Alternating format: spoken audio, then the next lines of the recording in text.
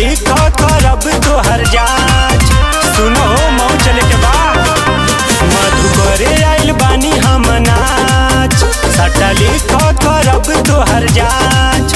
नाच होई मऊ जिला के बाराती में। ना जइबे दादा सुनो हर नहरे दादा हम न जइब राती में। अरे काहे रे गोली चलेला मऊ जिला के बाराती में। अरे ई तो सही बात बा। हर नहरे दादा हम न जइब राती में।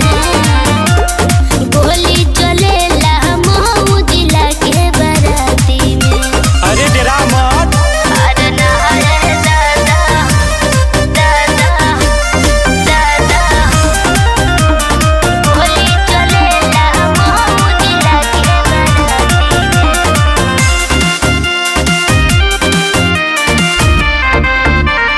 कितनो दे बना गोद मानब नाही बतो। तानी किसी के सर ना जावे सारी रात हो। का बुझला चलबे करी कितनो दे बना गोद मानब नाही बतो। तानी किसी के सर ना जावे सारी रात हो। आजमगढ़ बलिया में रोज रोज जालू हो। मऊ जिला के नाम सुन के डेरालू हो। साटा लिखाया रविंद्र के बाराती में।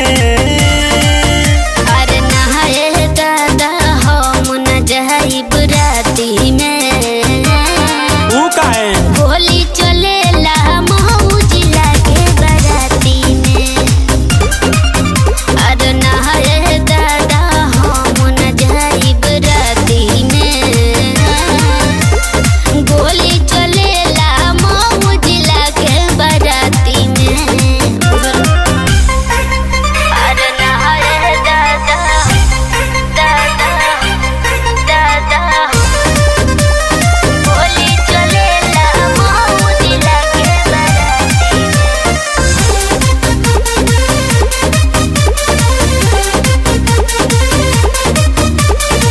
बिना विकास इतना करेलो सिफारिश। आई जरूर कितनो होई सारा।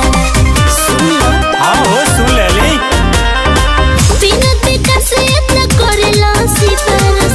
आई जरूर कितनो होई सारा।